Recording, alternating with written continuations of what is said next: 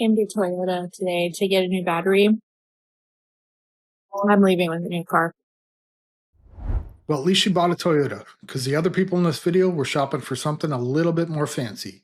Welcome to the channel. I'm Mike, and here we talk about money, cars, avoiding debt, and keeping more of your paycheck. If that sounds good, hit that like and subscribe button, drop a comment. Calling a customer on her Mini Cooper she wants to trade in, and she has 2 previous repos. So let's give her a call.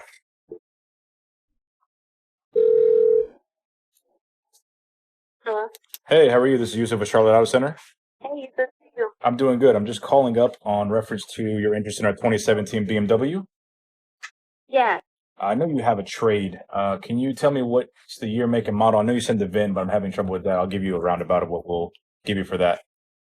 Okay. Yeah. So it's 2015 Mini Cooper. I think like 109,000 miles on it. It's a 4-door hardtop. Okay. Just a, Pictures, I know you're still at work, so if you can send that when you get a chance. So yeah. as far as trading for that, right around 5,900 to 6,200, depending on condition and mechanical. Do you owe any money on it? Still need to pay off about, I think like 19 or 20. $20,000 on the 2015 Mini Cooper? Yeah. Oh wow. Okay. What's your monthly payment on that? Around 600. $600 a month. Yeah. Do you know your credit by any chance? I've been working my credit and it's about, I've gotten it up to like 500. 500. Okay. And have you had any repos in the Unfortunately 2. 2 repos? Okay. All right. And how long ago was that? The 2 repos is bad enough, but how do you owe 20 grand on a 2015 Mini Cooper? Why would you even buy one of those in the first place? If I had 2 previous repos, I don't think I'd be considering financing a car. I would be looking into the cheapest cash car I could buy, and if I couldn't afford that, I'd be looking into public transportation. At least that way, I could save up for something I could afford. She must have owed a ton of money on those cars. The finance company would have sold them for whatever they could get, and then she stopped paying the difference. Well, one was like last year, and the other one maybe about 3. 3 months ago? Um, Or 3 years ago? Okay. So yeah. if it's last year, I'll maybe get your approval. But okay. Okay. Is there a reason that you had 2 repos? I got to explain this stuff to the bank. He just really just couldn't keep up with the payment at the time, so Do you have any money down? yeah, about 3,000. 3,000. Okay. I'll be honest with you. On this Mini Cooper and the 2 repos, I probably can't sell you the BMW because the 2017 BMW, I think, is at 17,000. So for what I offer you for the Mini Cooper, around 6,000, you're going to be around $14,000 in negative equity that has to be rolled over. I could possibly roll over maybe 5 or 6. And with your 3, that's going to leave over around a $6,000 discrepancy. Bump up your down payment. I can try to make something happen. Not going to be cheap. You're not going to have a good interest rate. So I just wanted to give you a heads up on that. Unfortunately, with your credit score, the repos, I mean, it's going to be tax. Yeah, dang. Okay. No, I get that. So you want to take a day or two to think about it, mull it over, set you up an appointment. You can come in, do the application first, and then we'll get you a pre-approval or see if the bank will approve you, and then we can set up a test drive. Yeah, that sounds good. Thank you so very much. It's really crazy to me that she would even consider financing another car. She obviously hasn't learned any lesson from the 2 previous repos. It can happen, life gets crazy, you miss a couple bills, fall behind on your payments. But the first time it happened should make you change whatever got you into that position in the first place. Now, I was watching a show on debt last night, and a lot of these people, once they start falling behind, once they start missing payments, they just stop trying. They mentally check out and act as if the bills don't exist. Hello. Hey, how are you? This is Yusuf. Yes, good morning. How you doing? Doing wonderful. I appreciate you being patient with me. So tell me what you got. You got your son had a repo. I know it was a lot. So just kind of break it down for me. Very short. He had a 2019 Kia Optima that he got in December of 2022. He got it repoed September of 2024 due to non-payment. So now he does not have a vehicle. He is currently driving my vehicle, and he needs to get his own vehicle. Do you have a job? Why did he fall back behind the payments? He does have a job. He is still working. The reason why he got the car repoed is because he felt that where he was living at the time was more important than paying his car note.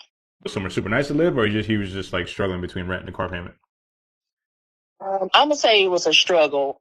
He was living here with me. I believe his note was between $530 and $540. Okay, how much does he make a month? That I'm not for sure on. Matter of fact, let me call him back here because I told him you would be calling me. Give me 1 second. Sure. Yusuf, this is my son, Keyshawn. He just walked into the room. Hey, Keyshawn, how are you? Good. How about you? I'm doing I'm discussing with him about the car. Oh, $3,500 a month. $3,500 a month. Okay, and how much is your rent right now? I don't pay any. He don't pay any rent right now. He moved back home with me. Okay. Currently my credit was a 650. Last time I checked. Okay, and the repo you said was just this September, right? Correct. Okay, so 650 credit score is decent to get into a car. The only thing that might hurt you is going to be that repo. Do you have any money down to get into one of our cars? Another repo. Now, I can totally understand if you had to choose between where you're living and a car payment, but there's always a way to make it work. Work more hours, pick up a second job. Maybe he could have moved back home sooner. It was probably more to do with him not wanting the car anymore. Years ago, money was tight. I was working a full-time job, and I had to pick up a little side job. Now, it was only a few hours a day, but it paid really well. The bad part was I had to do it 7 days a week. I kept that job for close to 4 years. I was up at 4 a.m. for almost 4 years without a day off. Around 3,500. All right, 3,500. All right, look. So for 3,500, I can either sell you a cash car. I got a 2008 Scion TC. We're selling for 3,500. About getting a BMW. Advice to him about the BMW was, for lack of a better term, sir, you are a BMW. You will be a black man walking if you keep on going down the path that you're going. Yeah. Because right now you need something to get you from point A to point B, not necessarily for the aesthetics, for the flash of it.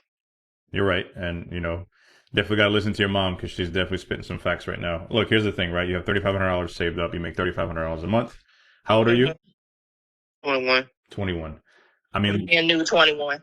yeah. I mean, look, you could take the $3,500 you have saved up, buy a cash car, and then once you get to a more secure spot, then get a BMW. Listen to your mom. She's definitely giving you advice not to annoy you, but to help you become a better person all around. You should lower the expectation of getting to a BMW or a luxury European car. What do you think about that? Because I told you, get you a cash car. Then when you turn 25, 26, get a little bit more established because you do have another situation that's going on right now. And once you get more established, when you turn 25, 26, then if you still want the BMW, then you can get the BMW. The Toyota, Honda, and everything. Like you said, until I get established to get a BMW. So, I mean, I agree with the situation I'm in, maintenance, and That'll be a good car for him to go back and forth. Over it, and we'll get back with you. Awesome. Thank you. Talk to you soon. Okay, thank you very much. Bye. Hopefully this guy takes their advice and pays for a car cash. With a $3,500 a month income and buying a BMW, the monthly payment along with the insurance and, of course, the maintenance, he'll be stuck living with his mom until that thing's paid off. It's kind of funny that everyone I've known throughout the years that has owned a BMW did not have the income to go along with that luxury price tag. It was about looking like they had money. And it's not just with BMWs, it's all those high-end cars.